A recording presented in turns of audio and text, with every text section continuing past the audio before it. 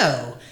Welcome again to, I guess this is the second episode. This is the live version of the Anne and Minnie Crabbiness Hour, which is usually somewhere between 45 minutes and an hour, but we thought it would be fun to try it live in front of a live studio audience, such as it is, and sort of compiling a hot list of things that have been going on, things to talk about, things that are coming up, but also a way to sort of highlight Holyoke Media, which is such an amazing space. Yeah, it is an amazing space, and I feel like I should also point out that we aren't always crabby. Sometimes we're just excited about what's going on in Holyoke, because good things are happening, slowly but surely. That's true. We did pass the Poet Laureate thing. We did pass the Poet Laureate thing, which I am really excited about, and if I can go off on a little frolic and detour here for a moment, I had just finished reading a book called The Price of Mercy, which is about the criminal justice system, and it's told from an extremely eloquent public defender's point of view. This woman turns out to be somebody who got herself into trouble when she was a teenager, and found herself in front of a judge facing serious consequences. She never explains what it was she did, but she did something. And the judge was somebody extraordinary who paid attention to her, looked at what she said she wanted to do with her life, and said, okay, get out of here. I never want to see you in my courtroom again. Go do something worthwhile with your life. So she went to law school. She became a public defender. She starts off the book telling stories of people who've gotten caught in the criminal justice system for, in many cases, pretty bad reasons. Not because they've done something awful, but because the consequences of the way that we handle anything related to criminal justice can be so overbearing if you don't have a lot of resources. And she tells these stories to illustrate points where things went wrong. But then, toward the end of the book, she starts talking about remedies. And among the remedies she talks about are things that bring communities together. And it seems to me one of the ways to look at the Poet Laureate position is this is a community teaching itself what matters to it. And poetry is a tool that we've used as human beings down through the ages. Anne is an expert, and I'm definitely not. But as I was reading this book, one of the things that popped out at me was, yeah, this is one of many things that we could bring to bear on the very real problems of downtown and Holyoke's dangerousness. Right. I keep hearing that from folks like Holyoke this, Holyoke that. It's always something to do with crime and drug busts and policing and all of those pieces of it. So yeah, I'm excited to see where it goes. I mean, now we actually have to do it. And figuring out what that looks like and trying to get community members involved, because folks are like, okay, what are the next steps? I'm like, well, we should probably have a meeting so interested people can get together and have conversations about, like, what do we want to do with it? Like, is it something where we appoint someone? Are people nominated? Do people apply? How does that work? What kind of timeline? And how do we, because we eventually will have to apply for the Cultural Council grant, and hopefully we get it, and that's going to fund it. It's not coming out of city money. And then doing it. Yeah, and we have poets in town, as you point out. And we have this amazing tool that we can use to promote things. True. But this also brings me to something that I particularly want to make sure we talk about because Carrie's here, which is I feel like I need to warn people in the community that a letter came out from the law department telling city departments that they cannot show up and talk on Monday at the DGR meeting. Yeah, I think this is a very important thing to note. Yeah, and we're still, as far as I know, and I had some brief correspondence with the DGR chair this morning, going to bring the topics up. And Kestrel may send a letter. Oh, they did. It's I think up on the. Okay, so I think it's in the packet on the website because I read that before I came over here. Yeah, but that is happening, and one thing that I thought we might do, which also is semi-inspired by the book I just referenced, is one of the things that apparently is associated with a reduction in crime, in violent crime, is trees. Yep. That does not surprise me at all. But there is research on it. You put trees into a neighborhood, you put them in front of an apartment building, crime goes down, or at least there's an association there. And I thought we might respond to what the law department has to say with filing a new order in City Council asking everybody to come back in who was invited for this one to talk about greening the 4 wards where there are fewer trees. Mm-hmm. Do 1, 2, 3, and 4.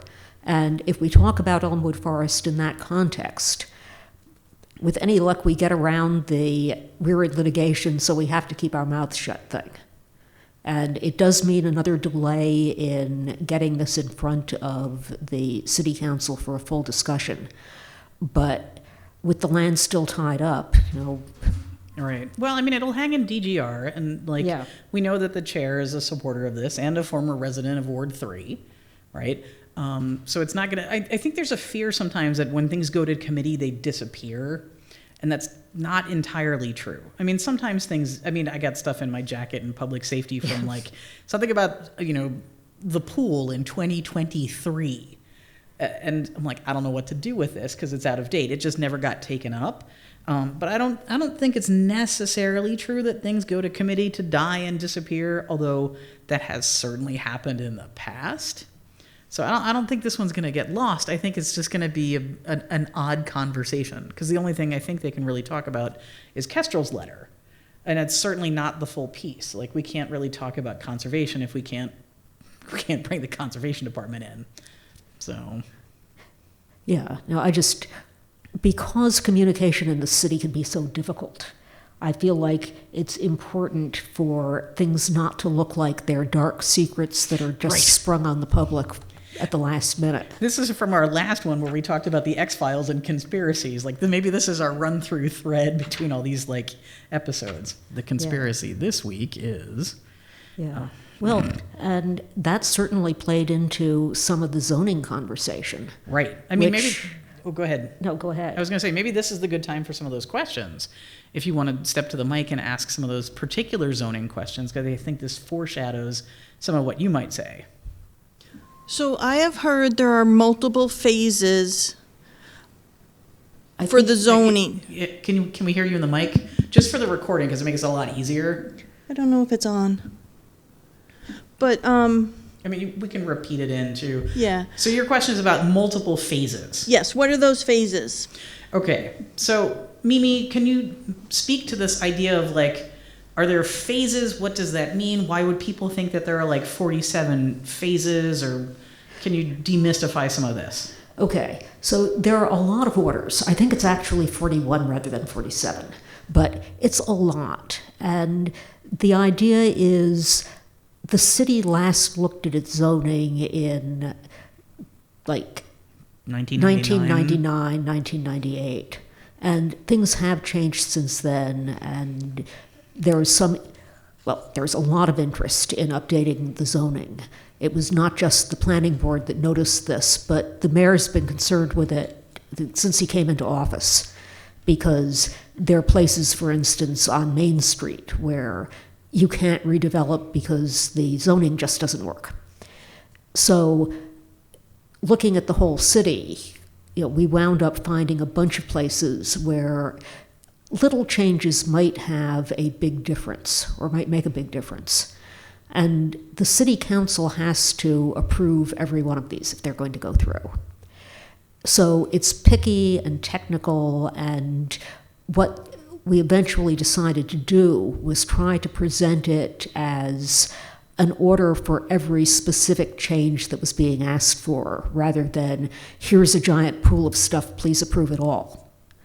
And one of the reasons to do it this way is that, I know there's a lot of mystery about what happened with the master plan, despite the fact that it was out there and hearings were being held and meetings for a while. Many people didn't realize it was happening, and although there was good participation as these things go, there was never a point where it would have been even possible to sit down and have every person who was affected discuss every possible implication. But this hearing process does give everybody that opportunity. So the idea was, the comprehensive plan gave us a rough outline of what we wanted to do or thought would be helpful. And then the details were for the hearing process, because this hearing, both in the planning board and the city council, will go on until everybody who wants to speak to it has had a chance to do so. Everybody who has a suggestion to make is going to be heard. And in fact, already the planning board, from the information that it's gathered, is in the process of revising the proposal. So some of the things that were initially presented will probably come back in the next month to 6 weeks with changes that will then be asked of the public and the city council, like, here is the feedback about this particular zone change suggestion.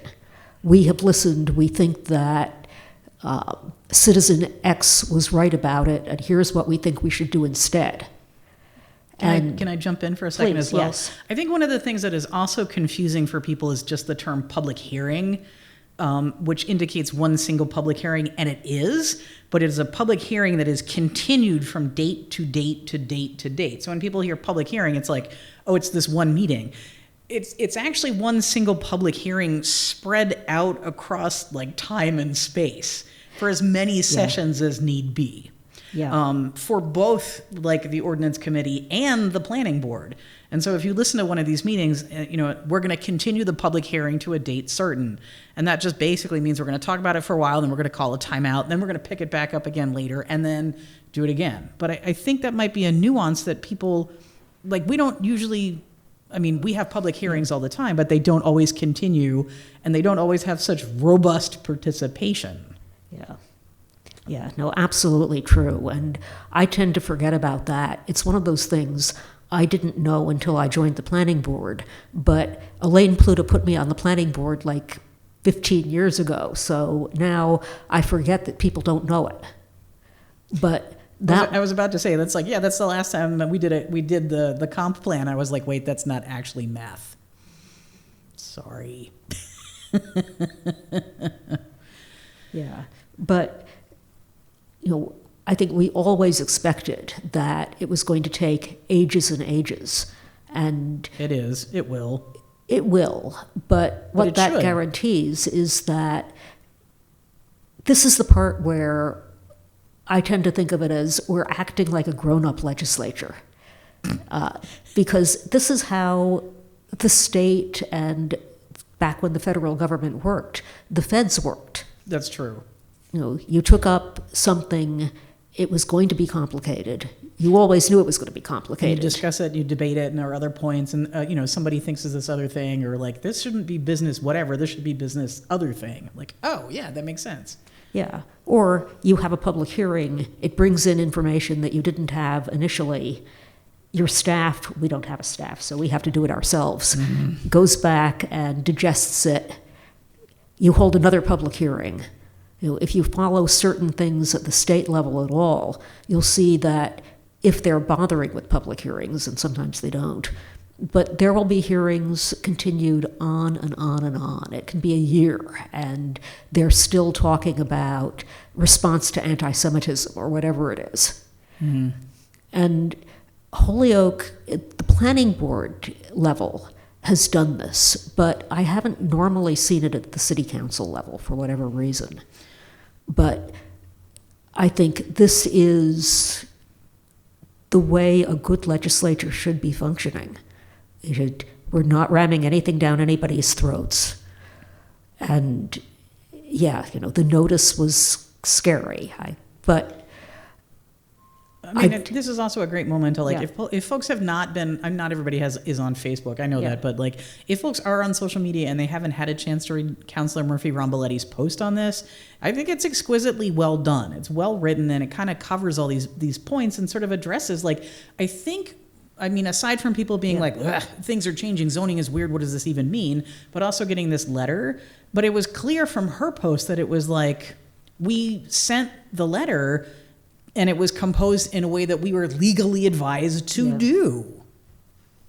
I mean, I think that's fairly straightforward. Yeah, no, I think that is fairly straightforward. And I also think with everything Holyoke, there's an expense issue. Yep. And this was always going to be expensive. We never liked that about it, but... It's state law. We have to do it. It isn't... It could have been more expensive. It could have been way more expensive, like if we had published a guide or if we had gone with like more letters, or there are lots of ways in which this could have been way more expensive.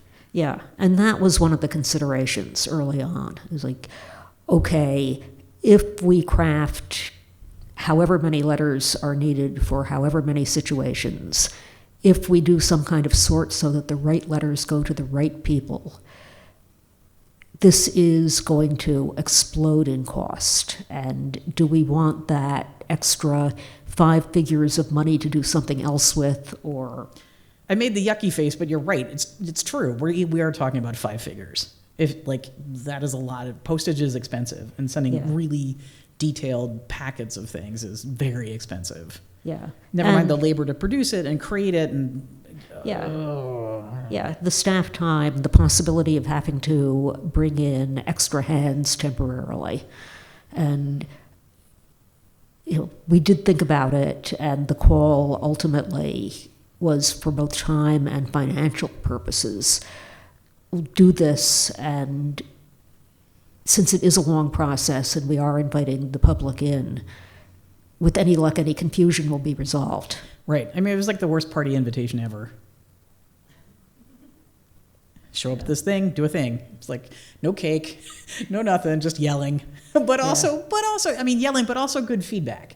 And like, if and when this happens again, like 20 or 30 years from now, when we have to do another version of this and updating, because that's how municipalities work, perhaps the little time capsule that we leave for future legislators will be like, listen, think about this. Although maybe in the future they'll just be able to like beam it into your brain. I don't know.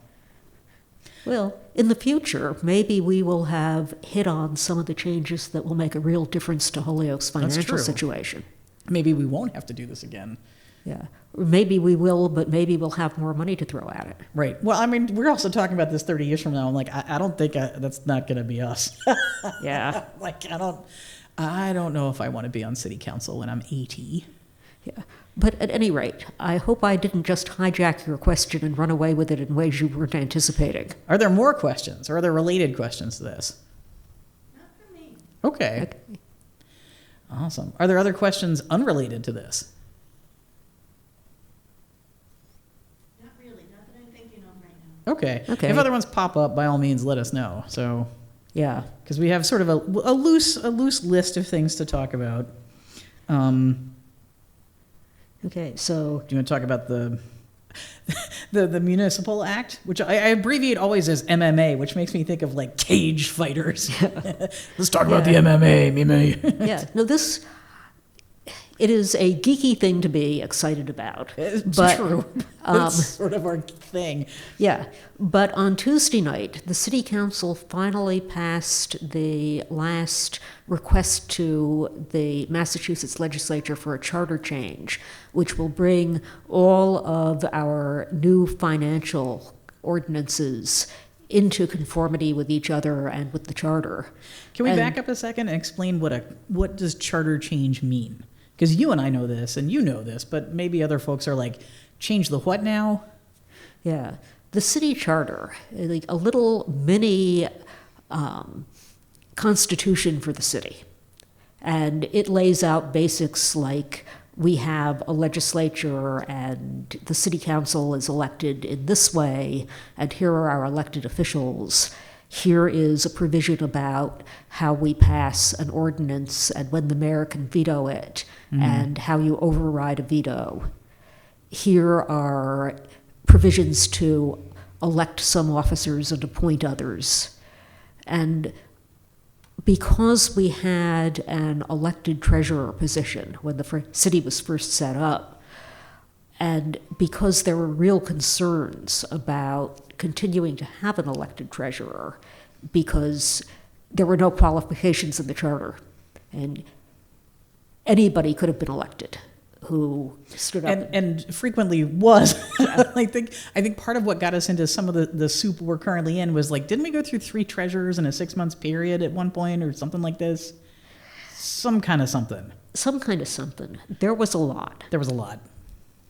And it was the case that somebody was elected for ages and ages who, for whatever reason, and I have never heard anybody think that this was done maliciously, Sure. was just not really paying attention to details. Like, the next treasurer came in and found something like 65 different Holyoke bank accounts. Okay, that I have actually heard. That I have also heard, where it's like different bank accounts, things all over the place, things that should have been consolidated and can be consolidated. Yeah. Boxes of checks that had neither been stolen nor ever deposited or cashed. Yeah.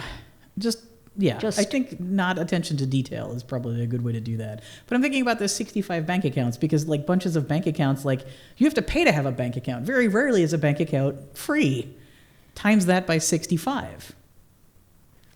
It's a lot of bank accounts. Yeah, but at any rate, it was a mess. DOR, Department of Revenue, was writing Holyoke letters saying, please fix this. Please fix this on a systemic level. Please fix it soon. 20 years. And for whatever reason, we kept either ignoring it or trying to fix it by bringing in different personnel. And really, it was we needed a structural overhaul. Well, there's an argument about whether we needed a structural overhaul. Okay, that's fair. That's fair. Ultimately, the city decided that yes, we did. And that meant that we had to change the charter to get back to what is a charter. Dun, dun, dun, dun. And the way you change the charter, it turns out, is generally asking the legislature in Boston to bless the change for you. It's not the only way to do it. We had a big charter commission some years back. Right. But it is the way we did this. So it's not like we can just be like, haha, we are changing the charter. Woof. We have to follow the formal process, send it to Boston. Boston has to sign off on it. Then we get a charter change. Right. So tell us about the charter change we are in the process of getting. So the one that we just passed, finally, is the change that makes our charter conform to the ordinance that the council passed back in January. Because initially, back in January of 25, there was a referendum asking the city to amend the charter to make the treasurer an appointed position. And after some debate, there was what I gather was supposed to be a compromise whereby the treasurer would be appointed by the city council and the referendum would not include an option for the treasurer to be appointed by the mayor. So what went to the ballot was, would you like an elected or an appointed treasurer beginning in February of 2006 or 2026? Or would you like to keep the elected treasurer? And something like 873 people voted. Right. It was what, 4%? 4% voter turnout? 2.7. What? I know. I double checked because Susan Van Pelt mentioned it to me. And she's everybody's right. been talking about 4%. It's actually 2.7% of the population voted. Yeah. Because it was a special election in like January. It was a special election in January. There was a lot of confusion around it. Yep.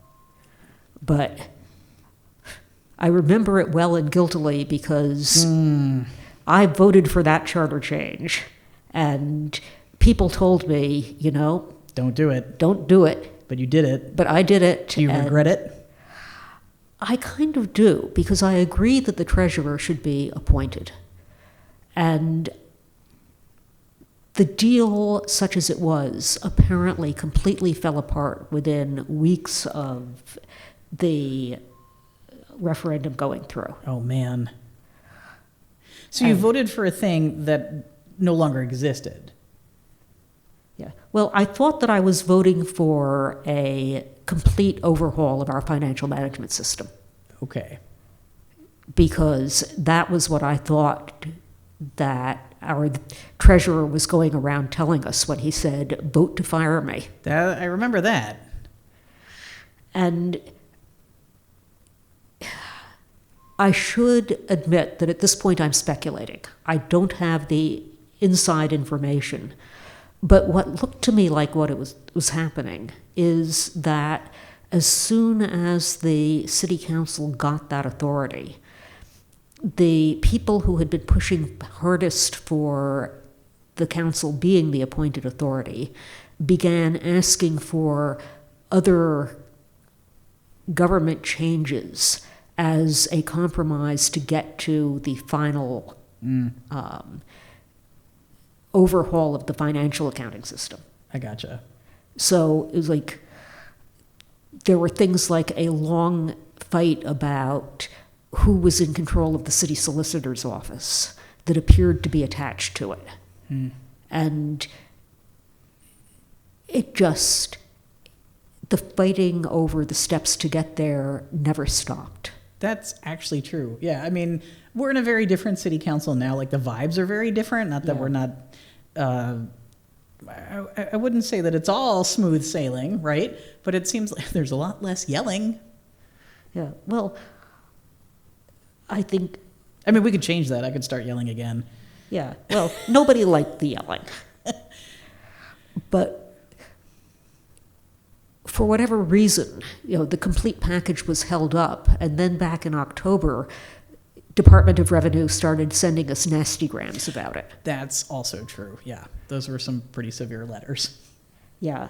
So I think anybody who was involved in Holyoke politics, or hoped to be, really had to think about, do you believe that what we need to fix this is to appoint a well-qualified treasurer, as Councilors Bacon and Jourdain advised us? Or do we need to do the complete overhaul, as the Department of Revenue is advising us? And that became a fairly large election issue. Yes, it did. I remember talking about it to any number of people. Because I read the DOR letters, and I felt very strongly that we needed to change the structure. And perhaps reasonable people could differ, but that was where I came down, and that was what I continued to tell people. Mm-hmm.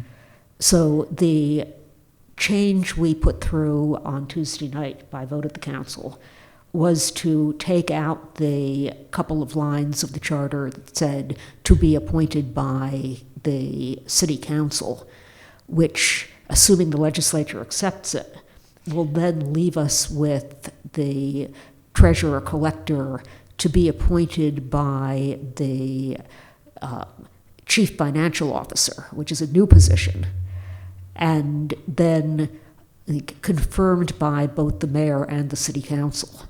So the council will continue to have a critical role in selecting the treasurer collector, but Not the only role. it will not be the only role. Which I think is a good change, because, I mean, sometimes things come through and they're like super technical. This sort of relates to our conversation about like special permits and the planning board and city council and who retains what and all of this. And I'm like, I am not a city planner. There's some super technical stuff that comes through. I'm like, I am not an expert. I don't know where to weigh in on this. And I have watched, and we've talked about this, I have watched previous meetings of special permits that city council got wrong, like whiffed it entirely. So do you feel like these are adjacent things, like being able to sort of more checks and balances, I guess, is what I'm going for? Yeah, no, I think so. And last night, I was not able to watch live, but I did go back and watch the recording. Mm-hmm. We have a candidate for auditor Yes. who was before the city council for an interview, or rather the Public service committee. public service. And she seems awesome. But although I will happily vote to confirm that appointment when it comes up, I'm really glad that the professionals got to interview her before we did. Yes. Yeah, that makes a lot of sense. Because I've also seen some of the interviews that folks have done in city council in different iterations of the city council, and some of it has been great, and some of it has been, shall we say, contentious. Yeah. Well, also, I know how to write a special permit, more or less, because I've been on the planning board for forever. I do not. But having never been on the planning board, I have no idea how to write one of those. yeah. I can read, but Well, happily, we still have Jeff Burkott, who will help us. protect at all costs. But I would not want to be the sole person in charge of hiring an auditor for the city. I'm not qualified. I can't think of any other hiring situations where, I mean, my background is in academia, and it's never just one person. Like, you do like 3 different interviews, and one's a teaching interview, and one is just like a social hangout with your peers, where they decide, like, are you a colleague that I want to work with? And then there's like sometimes a student review. Like, there are complicated pieces to it. Many people are involved in the academic hiring process. I can't imagine this would be too much different. It should be a lot of people. Yeah, no, it should be. But this reminds me, and I will shut up soon. I No. promise I will. I got I'm still looking at the rest of the list. Like, we haven't even talked about Zoom yet. Yeah, no, in just a second, because the special permits thing, I want to emphasize this in as many venues as I can. Mm-hmm. The planning board has indeed suggested that a bunch of special permits be moved from city council control to planning board control. And that's not all of them by any means. What they did, and I was around for part of this process, was go by special permit and sort them into what is something that the community and its elected representatives absolutely should maintain control of, and what it just makes sense to shove off to the people who know the technicalities. It's like a special permit for a truck repair shop. Yes. The city council doesn't need to do that. No. On the other hand, something for a dense retirement community, anywhere that you could put it, including the agricultural zones, that's a community thing. Right. You don't send that to the planning board. You don't send quarrying operations to the planning board. The community and its elected representatives need to be doing that, and no one is suggesting otherwise. So part of the hearing process is that every one of these that is listed either way, we're going to talk about, and the public will have a chance to say, oops, no, you haven't thought about problem X with this, or, yeah, we don't need to hear our city councilors argue about whether you can park on a parking spot that snow is stored on. Can you store the snow on the parking spot, and you have to have X many number of parking spots for the, we're talking about the same meeting. Yeah.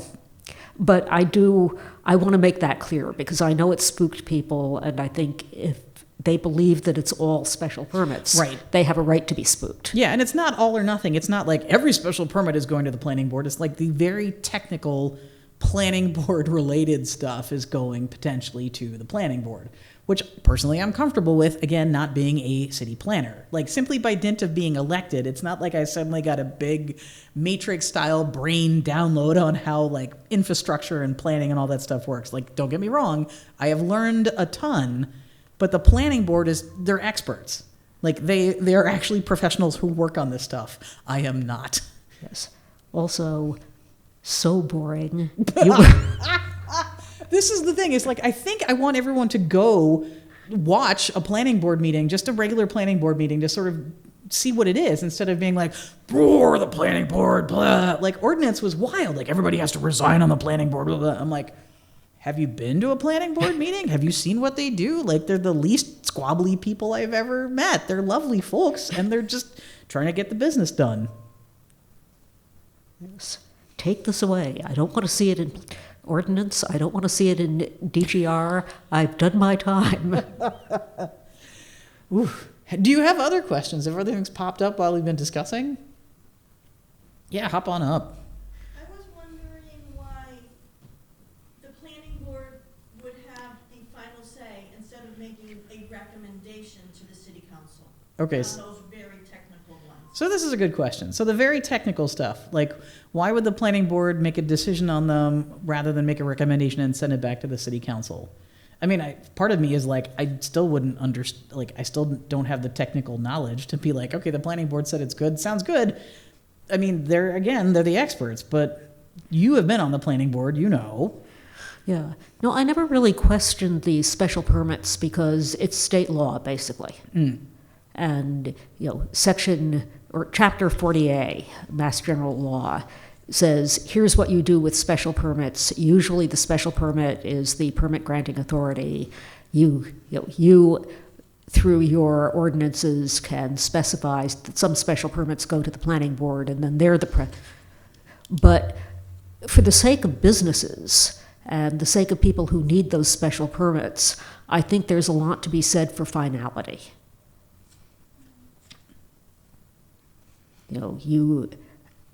There are things that don't quite rise to zone changes for the most part, although sometimes they can be critically important. One of the things that I don't have, and I've semi-asked for, is there are special permits that have to be renewed every few years. For instance, if you have one for a home occupation. Right. There are special permits where once they're granted and exercised, that's the ball game.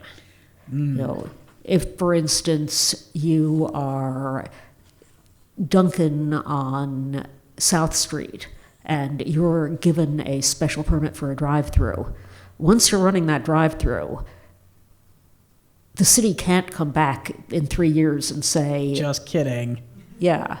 Or we feel that you no longer qualify. Oof. So there are things where it is... as important as a zone change. But also, those don't necessarily go to the planning board for a recommendation either. They're one body kinds of things. And it's an interesting question. Why? I will check into that. All right, cool. So some other things that we could potentially talk about. Please. I mean, we can always talk about Zoom, but data centers. Because we did the thing. Centers. We did the thing. And I don't think we've talked about it since. Like, I don't think we've met for this in the interim. The last time we talked, we were like, here's the thing we're working on, but we banned them. The city council still has to vote. Okay, the city council still has to vote, but yeah. It came out of committee favorably. 5-0. Yeah, 5-0, which is for ordinance, that's a thing. Yeah. Because that is not always how those votes go. And I know this is a hot topic because people are starting to talk about it and other municipalities are starting to do it and moving away from things like moratoriums into bans.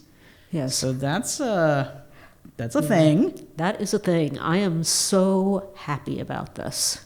I feel like this is something that the new city council really has shown on. Is,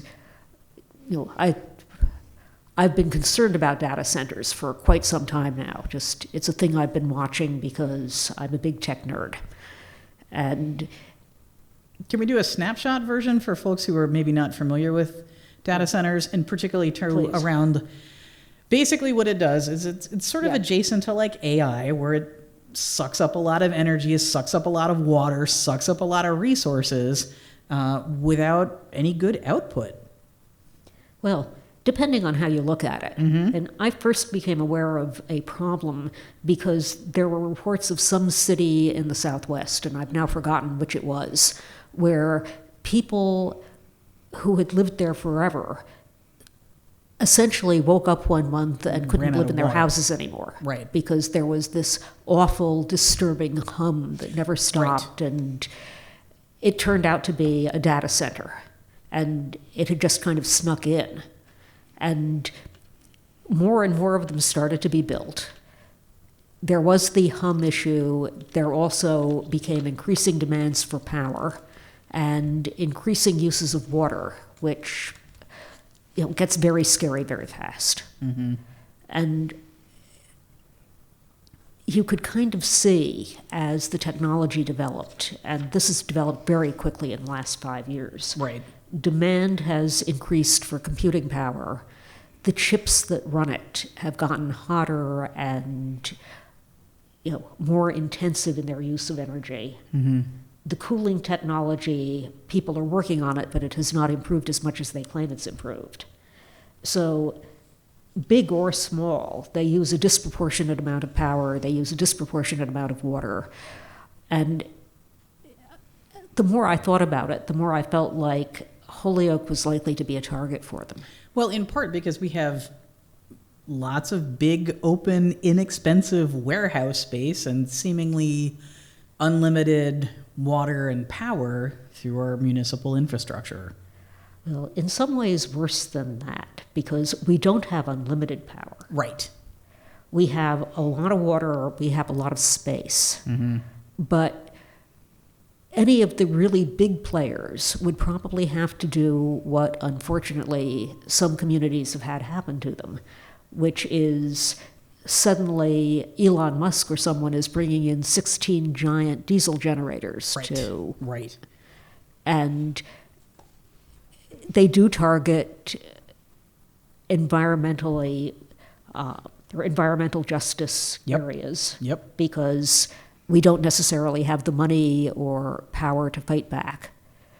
And this is part of why the ban is more important than the moratorium, because a moratorium, they can just run out the clock. The ban stops it. Yeah. I see you smiling. I don't know if everybody can see, but that's the grin. That's the, yes, the thing. Yeah. So I was spooked on it enough to, and eventually the comprehensive plan would have had us filing for a zoning amendment to outlaw these things in the city.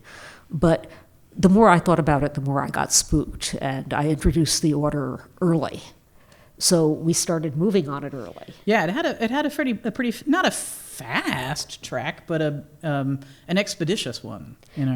Yeah. Well, the chair of ordinance was behind it, and she brought it up.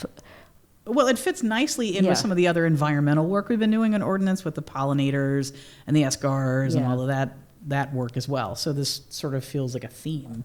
Yeah, but I was really grateful to her for helping fast track it. Yeah. And it turned out, and this is why I keep being so pleased with this, but it turned out we were just in time. That is Literally. true. That is true. I'd forgotten about that piece. Because people were already looking. Yeah, people were already looking. And 3 days after a technicality of Massachusetts law allowed us to move forward with this, even if people were already sniffing around looking for it, we learned that, yes, people were looking, and they were pretty upset that this has happened. Yeah. And I take no pleasure in their having been upset about it, but we could have been in really big trouble. I agree. And yeah, I think that's one of those moments where looking forward and thinking forward works to help protect the city, because this seemed really crucial to that. So, Yeah. well done. Can we fist bump? Do you remember how to fist bump? Fist bump. Thank you. Just from a previous meeting, I was like, put your fist up for a fist bump. And you looked at me like, what? And I'm like, moving on. Cool. So other things that were sort of on our chat list. Do we want to talk about Zoom? Because Zoom is, I love talking about Zoom. But we could also talk about No, your turn. I picked you want me to talk about Zoom? Okay. Well, I'm happy to talk about Zoom. You can flip it and sort of ask about Zoom. I actually love that we use Zoom. Yeah, no, I am a huge fan of Zoom. I know that there has recently been some kind of hotbed talk about the planning board only meeting on Zoom, but it sounded pretty clear why they had done it. And it also sounded like it wasn't like we only meet on Zoom. Like the planning board has met in person from time to time over the intervening years from the pandemic. They just found that it was most conducive to this particular work that they were doing to occasionally meet on Zoom, because that way like we do in our hybrid meetings where, can we look at this picture of Wyckoff like we just did in public safety, where Jeffrey can just be like, boop, there it is on the screen, and everybody can see it. it's easier when everybody's on Zoom, because when I'm running a hybrid meeting, the people in the room can see it, and maybe the people on Zoom can see it, but sometimes it's smaller or it's larger depending on where, if you're looking at a monitor. Like, I still like hybrid, but I'm not against all Zoom meetings. Hybrid saved my butt a couple of times, because during the winter, as a renter, I have on-street parking, and in the middle of this meeting, the parking ban flipped to the other side. I live in an apartment building on a street with a lot of apartment buildings, and the second that flips over, it's a free-for-all, and if you don't move your car and get into a parking spot, you're hosed. Yep. And so I was like, I'll be right back. Let me go move my car. But I was able to do that because I was in a Zoom meeting. It was a hybrid meeting, and I came back and got caught up, and that was fine. There were a number of times where it was way too unsafe to drive to City Hall.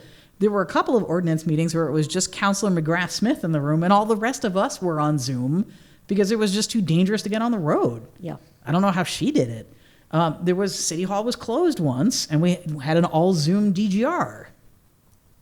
I think this is really important as a tool. Not just that, but we don't have childcare. There is no childcare. This is part of why Councilor Rivera was on Zoom last time, is because his wife was away and he couldn't get a sitter, and he has 2 young kids. You're going to Zoom. That makes sense. You can have closed captions. You can have translation. There are all kinds of accessibility things that are available on Zoom that are really crucial. And let's get really real about this. All of those things existed before the pandemic. People were like, oh, it's just too hard, where disabled folks had been asking this for ages. The technology was always already there. We should continue to use it, because if it's a thing that it makes it easier for people to engage and participate, much like public comment, which we can also talk about, because that's my other hotbed issue this time. We should continue to use it. I don't think it's fair to be like, nobody can just meet only on Zoom. That doesn't work. Yeah, no, as a ex-planning board person, there are good reasons for those only Zoom meetings. One of which is that people almost never show up live. That's true. And that's true. At the moment, there isn't even a place where they could reasonably host them, because the 4th floor is being torn up. Right. We used to have a 4th floor conference room. We effectively don't anymore. It used to have a big projection board. Mm-hmm. The projection board has long since stopped working.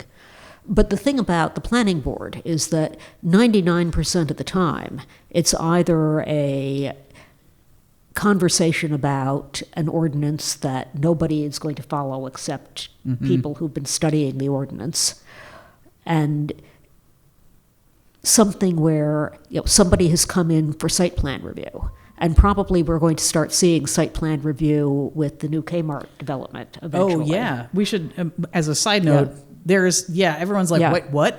On the DGR agenda for this coming Monday, there is a public hearing opening up for... I thought that was the 18th. Is it on the 18th? It's the 18th because you need notice for that public hearing. Yes. So the 18th. But this is coming up, and it did pop through City Council just this past week. Yeah, this was a late file. We didn't know about it until Tuesday late afternoon. Which is not ideal, but also this is what the late file was designed for. But bottom line here is, yes, something is happening. Is happening with the Kmart Plaza. Finally. There is a special permit for demolition of a non-conforming structure. I mean, even if it were a conforming structure, that thing would have to be demolished because it's in terrible shape. Yeah, but technically, that's what's going to be before us. Yep. So I imagine that whatever is coming in, and I don't have details, but whatever is coming in presumably is going to need site plan review, which means that... Right, it's a process. There's going to be a process that the public is going to be very interested in. Well, and also getting something done there, because bar none, this is the thing that I hear in my ward the most. Why isn't anybody doing anything with the Kmart Plaza? Finally somebody is doing something with the Kmart Plaza. Yeah, and I was just going to tie this back into Zoom, because Zoom is going to be the best method for members of the public who want to follow along. Is the very first real adventure I had on the planning board was the attempt to bring Big Y in.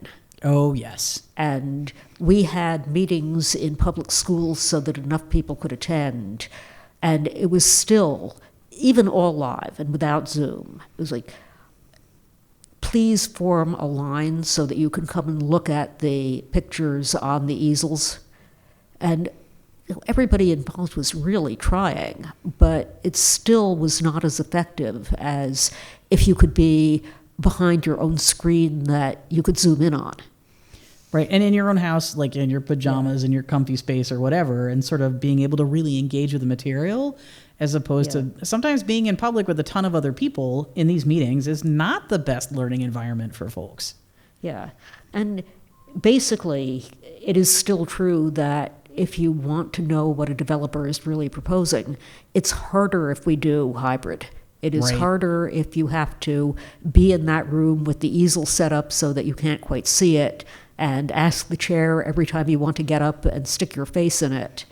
And that's really, it was because of that the planning board stopped doing it. Mm-hmm. So I remain a fan of Zoom, but you were about to pivot to something related to Zoom, maybe? I don't know. It's possible. The other stuff that we're sort of talking about, like Zoom, hybrid meetings, but also we've had some orders come through with Zoom recently to City Council where if you're on Zoom, what was it? If you're on Zoom for more than 2 subsequent meetings. Oh, this is all, the public comment.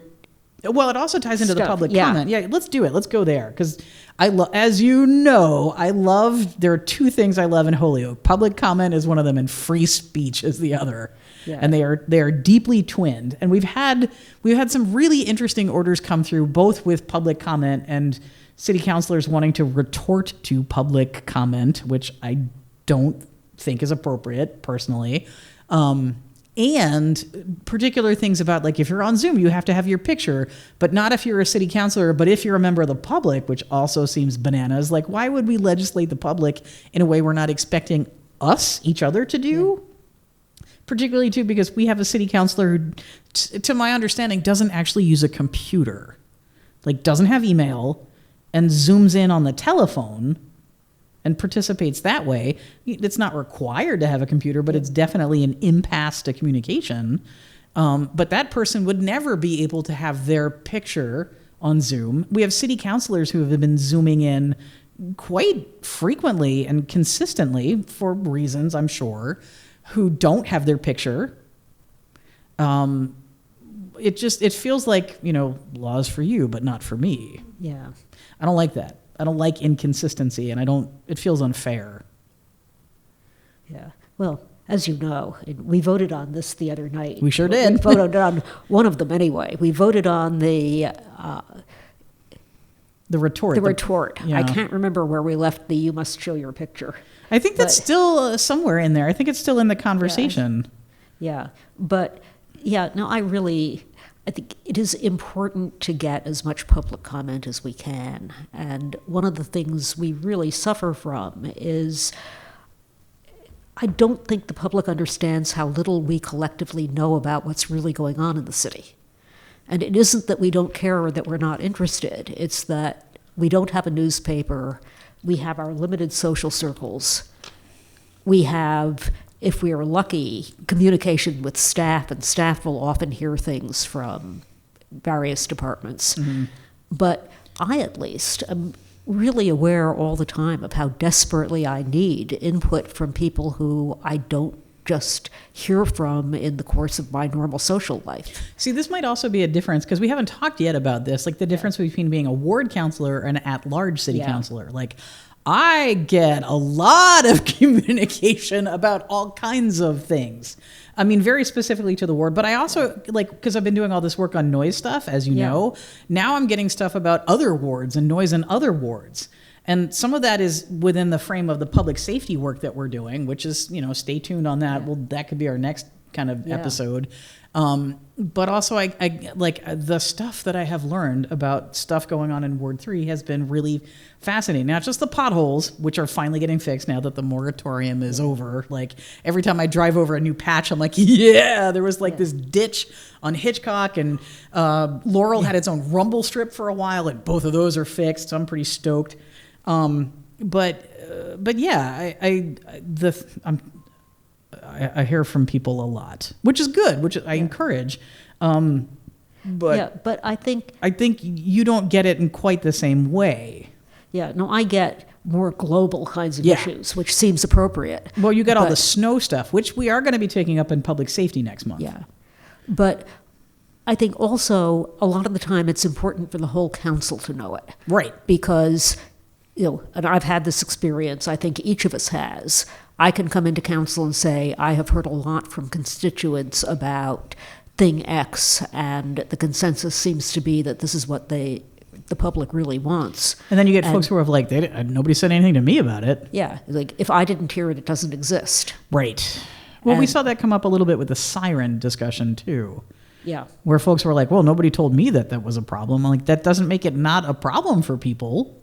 But it emphasizes how significant it can be. Right. If people come in and actually comment during public comment. Right, because then everybody hears it, and it's not just like, oh, well, I didn't hear this from this person. Like, come into public comment, say the thing, everybody has it, and it's on the record. Yeah. And I really think not only is it a waste of time for counselors to get X minutes to respond to that, but, like, why? We have all of the voice that we presumably need. I mean, you know why? Because people were getting mad they were getting called names. Well, yeah, but I mean, in terms of public governance, why? Yeah, exactly. We need the feedback from the public, and if the feedback from the public is hostile, that tells us that there's a problem. Right, legit. Yeah. We saw that. I mean, ordinance was, I've never seen that many people in the room to participate before, and that was amazing. And I wish it was like that all the time. Like, maybe not I felt badly that people were angry, and rightfully so, because, they felt very maligned, and, I get that. I wish people were able to come into public comment when things are going right, or when things are working, instead of just like, I'm upset about the thing. Like, being upset about the thing and saying it is important, but... The Wyckoff meeting was awesome. I thought that public safety meeting went really well. For folks who weren't following, we took up a couple of noise issues in public safety recently, and I ran it a little bit more like a public hearing, because I wanted it to be more of a conversation. Whereas in the full council, we have to be very strict about the 2 minutes, or else we would literally be there all night long and we wouldn't get to do any business. And we have such finite time to do business, because this, every time we go someplace, we have to look around and be like, all right, is there anybody else from any of our committees here? In which case, if there is, we can't talk business because it violates open meeting law. Yep. So that is sometimes an impediment to getting stuff done, and sometimes it isn't. Like, sometimes we'll see these Facebook posts from our fellow city councilors who are like, here's the thing, it's just my opinion, but blah. And then they can't discuss it because they're like, we debate in chambers. I'm like, okay, but also you started it. Like, there was a recent one where it's like, there was a post that went up from one of our colleagues that literally was like, how come Tessa and Meg weren't at the meeting? And people were like, it's school vacation week. They're probably traveling. What's wrong with you? We don't have an attendance requirement. They're not required to be there. And we we got by. It was a little messy at first, but we got by. I did not see this, but I can just imagine. But yeah. I mean, this also goes to our civility conversations. Yeah, no, it does. I'm just thinking, I don't remember what the issue was, but there was one night, probably 5 or 6 years ago, about something where Northampton was all up in arms about some local Northampton issue. And their city council just said, okay, tonight we are going to hear from the public, and we're going to hear from everybody, and if we're here all night, so be it. So be it, yeah. And they took public comment for hours, and they only had to admonish one person. That's great. Well, I mean, did they admonish them for... I mean, I'm curious. I have to go look this up. Is an out-of-towner who began screaming at them about yeah, something. that would do it. Yeah, no thanks. Because I love free speech. Yeah. I have feelings when people are like, you can't say that. I'm like, people can say whatever they want. It's free speech. That's federally protected free speech. But I do love public comment. And I know that there's been some discussion or some rumblings about a couple of people who maybe want to get rid of it or whatever. And that's the hill I'll die on. I think public comment is absolutely really not. important. We need public comment. We need more public comment. we do not need anybody discouraged from public comment because they think that a counselor is going to yell at them if they take advantage of it. Right. Yeah. And, to some degree, sticks and stones. That's fair. Speech does actually, it can be painful to hear, but mostly it is not so painful that you can't endure it. And anyway, we volunteered. Well, I mean, some of that is true. I mean, we were talking about this earlier too. Like, I have a particular, I don't want to call them a fan, but there was a particular individual who emailed me quite a lot about how he didn't like how I dressed. And he didn't like my disgusting limbs. Like, how dare you show your tattoos? And I'm like, explain to me how this affects my job performance. I'm like, I have a form letter that I sent him. Well, after the 6th iteration of the form letter, one of the emails I got was complaining about the form letter, to which he got the form letter in reply.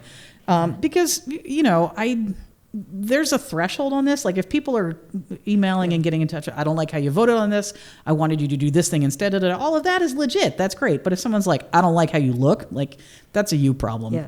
Well, also, sooner or later, there is a harassment line that gets crossed. Yep. And when there's a harassment line that gets crossed, we do have internal systems that seek to deal with it. Yep. And the form letter.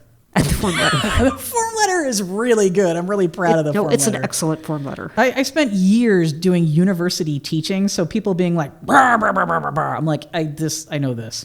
This is familiar. What else? What else did we cover? Are there other questions? Do other things come up? And sort of related to this, the idea of a town hall, but we'll get to that.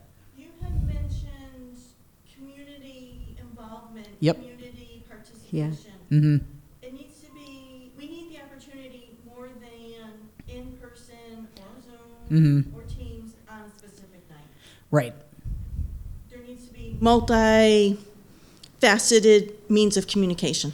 Yeah, so multifaceted means of communication. I think that's important. I mean, this actually kind of gets to the other point that I was talking about. Like, people have been really interested in, ward meetings or town halls or this kind of thing. The trick is figuring out when to schedule them, what kind of infrastructure gets needed, because booking something in a school is a lot more complicated and involves like janitors and security and other folks staying late. But also, I love the idea of we've been talking about doing something over at Laurel Park and just having, like, we got to get a park permit, but like just kind of having a picnic where people can get together and meet their neighbors. And food is the great uniter. It's like you sit down, you have a snack with someone, you talk about some stuff. That is real human connection. And that's the kind of thing that we do all the time, more or less with our, I was going to say our good neighbors. Like, I have some neighbors who are not the people I would call to be like, help me get my car out of this snowbank. But I have a lot of good neighbors who I would. Or like, during the winter, you remember the ice storm where it rained and then it snowed and then everything froze and everybody was stuck to the ground? Literally, my entire street was out there trying to chip each other out of the thing because the police were coming by to tow people. They literally came by and they saw us all out there, like, because we thought it was going to take 5 minutes, and we were out there after 90 minutes just chipping away the ice, and they'd kind of roll down the street and they're like, we'll come back. And then like left. That's the kind of community building I really want us to do. Not just in the ward, but in the city. Like, you remember Bring Your Own Restaurant? I remember Bring Your Own Restaurant. I thought that was super fun. For folks who don't know, it's basically what it sounds like. Like, people bring tables and you have a gigantic potluck in like the middle of a park or a street or something, and you bring your own restaurant. Yeah. But also, I think outreach, we don't really encourage outreach necessarily, except when there's a big issue. But like what Save Elmwood Forest did in its early days, when you all had those meetings and just invited everybody, some city officials to come by. Did some door knocking, got the word out. Yeah. And I don't know how they felt internally, but to me, when I was on the planning board and now as a city councilor, that was great because it was a bunch of people who were concerned about something specific, right? But it didn't have to be something specific. It could be any group that just wanted some face time with actual elected officials. And yeah, I would show up for those. unless people specifically didn't want me to. Well, I mean, that happens too. Well, But it does happen, and I think that is perfectly reasonable. Yeah. If there's somebody who you don't want in on a conversation, or you don't want to be talking to public officials, right. that is an important part of organizing too. And, I certainly am not going to complain about that. Going to fewer meetings? Oh, darn. Shucks. No, but I'm really thinking in terms of before the election, a lot of the time you are tremendously grateful to anybody who will throw a come meet the neighbors thing for you. And every one of those that I was invited to, I was grateful for and thrilled to do, not because, oh yes, let me build support, but what's interesting about Holyoke to you? What do you want done? Right. Let's talk about this. And I would welcome that with no elections going on, perhaps even more, because there's no ulterior motive at that point. Well, I was going to say, now's the time, because next year we got to do all this again. Sorry. Because it's a 2-year term. I know. Come on, man. The long game, right? It's we just got here. We got to start running again next year. Yeah, but seriously, I think, yes, anything that you think would be helpful in terms of community engagement. And well, neighbor to neighbor is doing some of those. Yeah. There's the community conversations, and then I think One Holyoke CDC is also doing a similar kind of thing. And so there's different pockets of communication happening here and there, but also it would be fun to just close down. I mean, I'm thinking just close down Woodland Street and have a picnic, right? Yeah. I mean, we have to get a permit to close the street, but What if we just did it at the little roundabout? yeah, just do it at the little cul-de-sac, and then people could go out for another walk in the woods, which was you missed these in the fall. This was a great time. We literally just went out for a walk in the woods. I know it's private property, but we ran it by a couple of people, and it was fine. It was great. well, it's Hedix property now. Yes, it is still Hedix property because that got extended by a year. Yeah, but Property? Yep, and there is that little strip of park. And there are still, to my knowledge, no delineating markers of what is where which. So it's I'm just going for a walk. I don't know where I'm stepping. Mimi's oh, nope, I didn't sign up for this. well, no, I'm trying to think, why would you be bothered particularly? Somebody wanders through my backyard by accident, do I care? No. I mean, some people do. Legitimately, some people do. I mean, right now it's an easy cut through if you're going from the end of Woodland over to Gary Rome or whatever. You just walk through. It's a really nice shortcut because otherwise you're going all the way around. But also it's Yeah, no, and as it I has think some about nice what potential. I just said, It would be a really nice walk. yeah, and to be fair, it's true. I would probably feel less like whatever if the occasional person in my backyard were everybody and not a child chasing a football. Oh, that's true. Right, or a bear. No bears. Yeah, I get a lot of bears. I was away this weekend and saw a lot of wooden bears on porches, those carved wooden bears. And I'm I don't know if they were there to keep the real bears away or what, but it was, driving down Route 20 in New York, very, very, very rural, very cute. Many, many wooden bears. I know. I was just I should have had a bingo card. Yeah, I don't know. I only ever see the live ones. We've had no bears on my back porch. We had a raccoon once. It was perfectly pleasant. I thought it was a cat. It curled up in a box. Opened it up very carefully with the end of a broom handle. I was whoop, not a cat. I just back away. Yeah. Put out some cat food, put out some water, woke up, stretched, had a little snack, took off. I'm 5 stars, right? Give me a good Yelp review. Oh, this is a topic for our next discussion. We should talk about short-term rental properties. Yeah.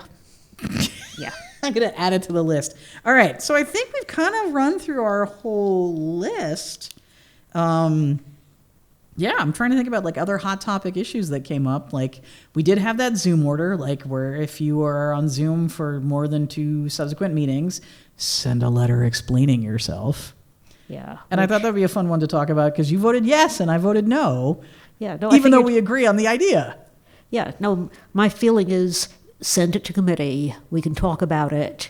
We can reject it. But at least, if somebody cared about it enough to put it on the orders list, give them the opportunity to talk about it. Right. And I was with you on that one until one of our colleagues suggested adding that amendment in which not only do you have to send a letter explaining yourself, now the letter is going to be circulated to everybody on city council.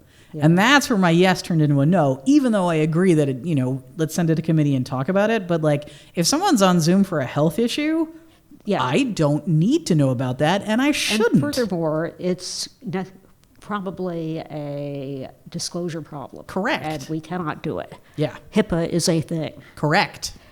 But actually, this reminds me also for our next time. Okay. And finally, the proposed ordinance amendment to restore majority rule at City Council is on for the next ordinance meeting. All right. We have not had majority rule now for at least 4 years, and technically much longer, because there was a rules amendment. This was like the 2/3 majority something. Yes. This has prevented any number of ordinances from actually being adopted. And That's it right. is what caused, in my opinion, the length of this fight over getting financial reorganization done. Because we had a whole bunch of 8-5 votes, or not we, the previous council. The previous council, and this was a creation both of the council rules, which we have now amended because that was a relatively simple thing to do.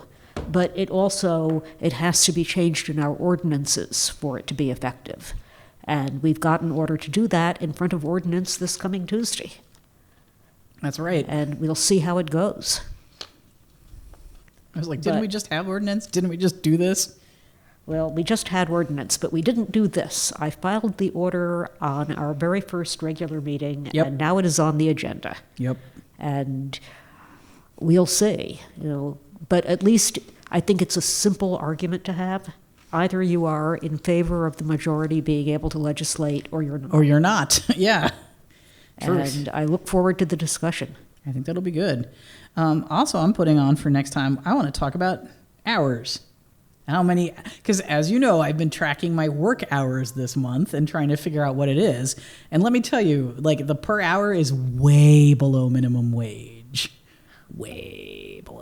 I will be surprised if it breaks 50 cents. I know. As a labor organizer, as a labor human, I'm having some feelings about this. It's making me crabby. Because it is a disproportionate amount of work.